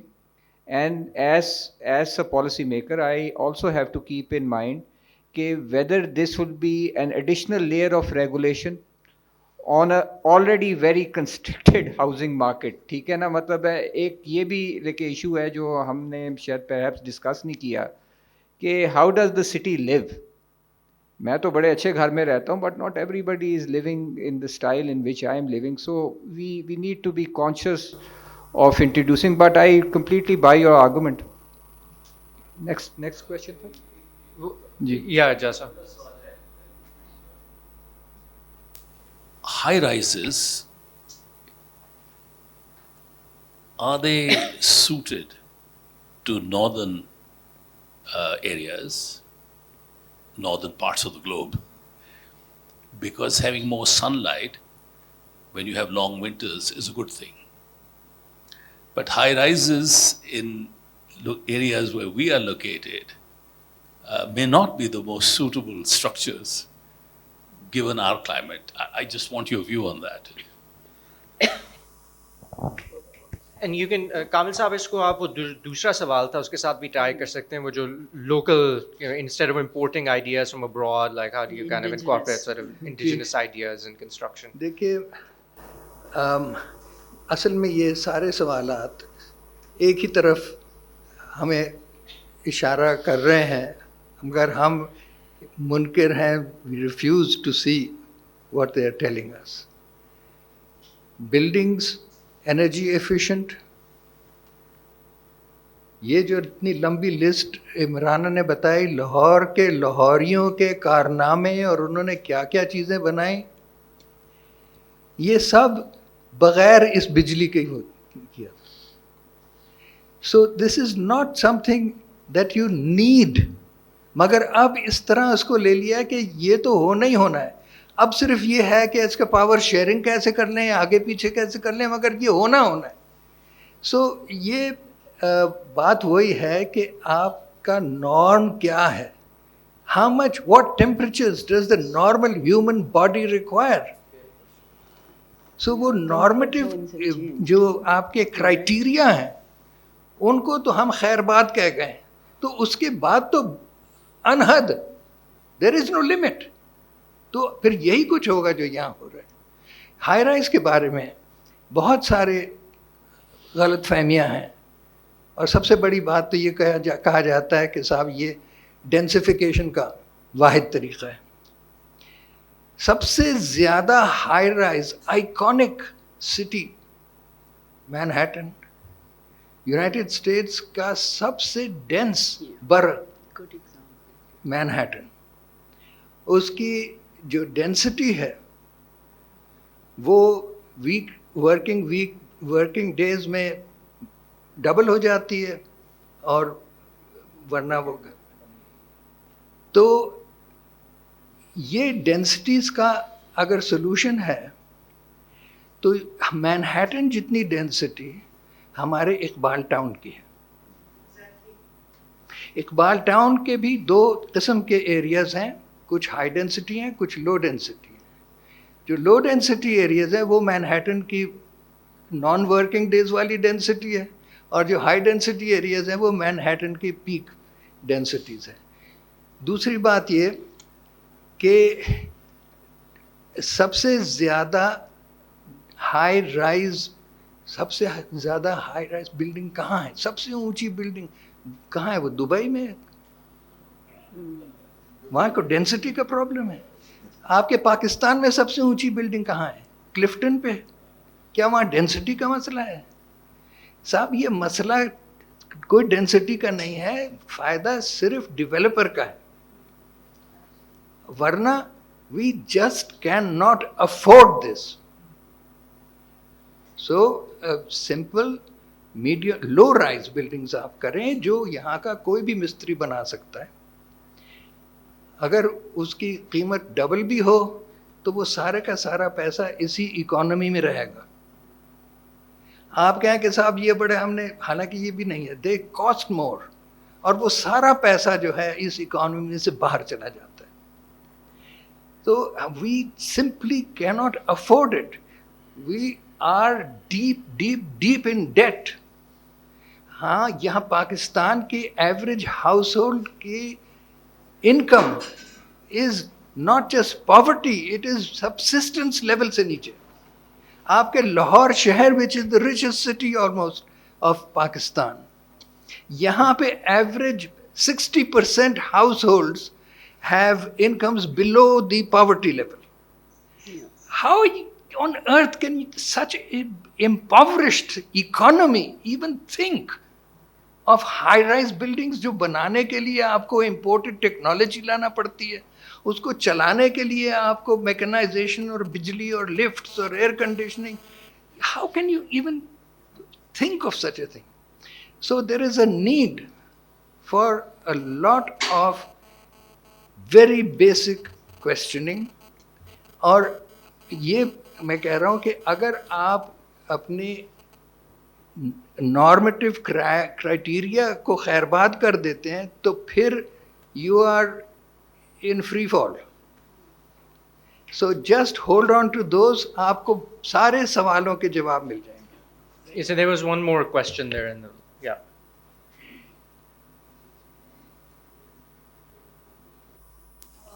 My question is about public libraries. While we are making the future of Lahore, why can we not present and restore the intellectual spaces and the public spaces? That is also important for our future. Yeah. Public libraries. Priorities, right? I think کامل خان کی بات سے اگر ایک چیز سامنے آتی ہے اور باقی لوگ بھی جو کہہ رہے ہیں priorities investment right. Punjab public library آپ لوگ میں سے کوئی گیا ہے ابھی ریسنٹ پاس میں؟ اف، اس سے خوبصورت نوادرات موجود نہیں ہو سکتے. ملکوں کے پاس وہ چیزیں نہیں جو ہمارے پاس ہیں رائٹ. بٹ کنزرویشن کی ضرورت ہے, کیئر کی ضرورت ہے, پڑھنے والوں کی ضرورت ہے. سو آئی تھنک اس قسم کی جو چیزیں ہیں نا وہ اب بہت سارے فیسٹیولز وغیرہ آئے ہیں اور چیزیں ہو رہی ہیں, تھوڑی سی ایک ریوائول سا فیل ہوتا ہے, تھوڑا سا لوگ سمجھتے ہیں کہ لٹریری فیسٹیول ہے, فیسٹیول ہے, تھنک فیسٹ ہے, یہ لاہور بینالے بھی ہے. آئی تھنک اس سے ایک خاص چیز نکل رہی ہے آپ لوگوں کے اپنے انسٹیٹیوشن سے. سو آپ کا بہت امپورٹنٹ سوال ہے. انفارچونیٹلی ابھی تک ہم وہاں پہنچے نہیں ہیں, مگر یہ ہے کہ priorities.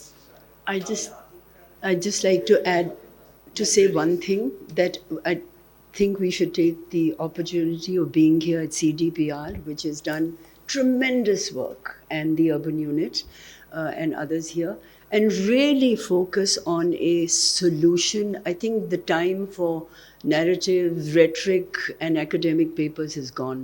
I think we need to make a very focused action plan which can be followed, a roadmap, a transition plan, and I think we should do it right away. Excuse me, I don't have a question. I just have a very naive.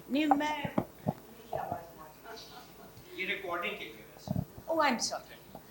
I have a very naive comment to make. اتنا دل خوش ہوا یہ ساری باتیں سن کے. کچھ لوگوں کو تو پہلے سے جانتی ہوں, کچھ لوگ نئے ہیں میرے لیے, لیکن ایک چیز جو میں یہاں سے لے کے جا رہی ہوں اور انشاءاللہ سب سے پہلے امپلیمنٹ کرنے کی کوشش کروں گی, وہ جو عمر صاحب نے بات کی ہے, urban voice. Where is this urban voice going to come from? It's going to come from your education sector. Unless you start to educate your children about the city that they live in. This is speaking to the converted.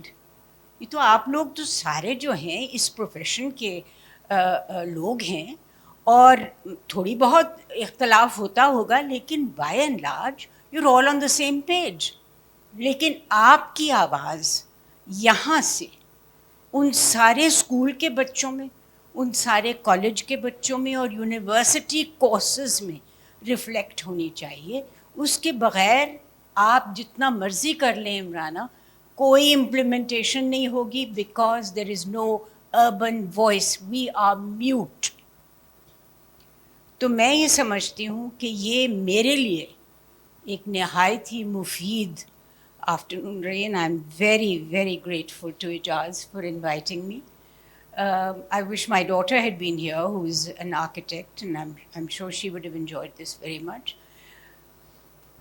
ایک سوال آپ لوگوں سے کرتے ہیں, اتنے school ہیں لاہور میں, اتنے اسکول ہیں کہ آپ گن نہیں سکتے. Is there any kind of zone for where schools can be? آپ کا ٹریفک کا آدھا مسئلہ ختم ہو جاتا ہے اگر آپ پبلک ٹرانسپورٹ دے دیتے ہیں, اور آپ کے زونز بن جاتے ہیں ایجوکیشن کے لیے, کہ اس خطے کے علاوہ آپ اسکولز نہیں بنا سکتے. ہر گھر کو کرائے پہ لے کر اس میں ایک اسکول کھولا ہوا ہے. تو یہ کسی نے تو یہ دیکھنا ہے. And my last comment, Imran, I really enjoyed what you talked about as far as Lahore is concerned, because when I teach Milton اور اس میں لاہور کا ذکر آتا ہے, حالانکہ وہ ای نہیں ڈالتا, تو میرا دل بڑا خوش ہوتا ہے. Thank you very much.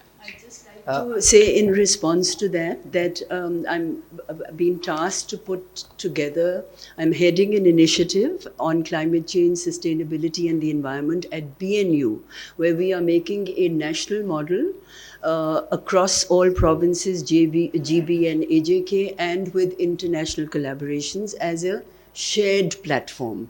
So we would love to have everyone on board, and I agree with you that that is where the narrative changes. Okay, so Kamal Saab, yeah, you want, yeah. बहुत मुख्तसर दो बातें जो उठाई गई. पहली बात तो वो स्कूल का बड़ी सादी बात है, सारी दुनिया में होता है. एक कानून आप अब कर लें कि कोई बच्चा अपने मोहल्ले से बाहर स्कूल में नहीं जा सकता. डिफेंस वाले एचएसएन के साथ जाएंगे फिर. दूसरी बात, एक सवाल उठाया था कि क्या आपके साथ ऐसा हुआ कि कोई पॉलिसी मेकर को आपने तजवीज़ दी तो उसके साथ क्या हुआ? तो मैं बहुत सोच रहा था, मुझे याद आया, और इसमें सिटीजन्स वॉइस पहली बार एलडीए ने ये अजीब तमाशा किया कि शहरियों को बुला के पूछा कि आप बताएं किस तरह का लाहौर चाहिए. लाहौर ये कमेटी बैठी थी, इमराना आपको याद होगा, पहली नशिस्त में जब TOR लिखने बैठे तो हम अभी गुफ्तगू शुरू करने वाले ही थे कि एक मैसेंजर आया, कहने लगे ठहर जाएं जी, इमरान साहब ने कहा है कि आप ये वीडियो देख लें पहले. तो हमने कहा अच्छा दिखाइए. वो वीडियो थी river Ravi RUDA waterfront city, और उसके साथ क्या हुआ कि वीडियो देखी तो बेशतर लोग दंग थे. कहने लगे वाह कमाल है. कुछ लोग इमरान जैसों ने कहा कि नहीं जरा ठहर जाए, एक मिनट दोबारा देखें, जरा वो देखें वो क्या पॉइंट. वहां से बहस चली. By the end of the meeting consensus कि ये हमें नहीं चाहिए, वो हमने वापस भेज दिया इमरान साहब को. This committee rejects this proposal. अगले दिन अखबार में मैंने देखा कि रूडा हैज बीन अप्रूव्ड. इमराना you bear me out, I sent in my resignation. हमने कहा कि हमें उल्लू बनाया हुआ है कि लाहौर का नक्शा बनाओ और यहाँ सैबोटाज हो गया उससे पहले ही. I resign from that committee. And I called him and said, Kamil Saab, you are coming right back, because if people like you start resigning, we're going to get nowhere. He came back. All right, so should we wrap it up? Yeah. This was आरी आवाज़. So आज की नशिस्त का मकसद ये था कि हम इश्यूज़ को रेज़ करें और उसके बाद हम बैठें कुछ लोग मिलके और डिसाइड करें कि 3-4 क्या मेन इश्यूज़ हैं जिनको हमें इन डेप्थ में देखना चाहिए. तो हम करेंगे, ये हमने रिकॉर्ड की हुई है, हम इसकी रिकॉर्डिंग सुनेंगे. एक 3-4 लोगों का ग्रुप बनेगा. we'll write up what we think, what the issues were that were aired, including the normative city. I like that idea very much. Question is, how do you bring some kind of a consensus around that idea? So as you said, there's a lot of research that's been done, although I think there's still a lot more need for research. लेकिन वो साथ साथ चलती रहेगी. लेकिन कुछ हमें 3-4 issues identify करके फॉलो अप सेशंस करने चाहिए ताकि ज़्यादा डेप्थ में जा सकें. मसलन लाहौर क्राइम का एक अलहदा ही एक टॉपिक है, उसमें बड़ा डीप टॉपिक है. Lahore education, Lahore health services, all of these things, Lahore urban waste issues, तो ये सब बड़े इंपॉर्टेंट टॉपिक्स हैं. तो हमने डिसाइड करना है कि हम कौन से 4-5 टॉपिक्स ऐसे हैं जिस पे हम ये अगली नशिस्त हमारी बैठे और इनको भी ज़रा इन डेप्थ इसके ऊपर डिस्कशन की जाए. So we'll write up today's discussion. हम उसका कुछ पॉइंट्स निकालेंगे, फिर आपसे शेयर करेंगे जो भी लिखा जाएगा, और आपकी गाइडेंस के साथ लेके हम अगले टॉपिक्स को डिसाइड करेंगे और डिस्कशन करेंगे.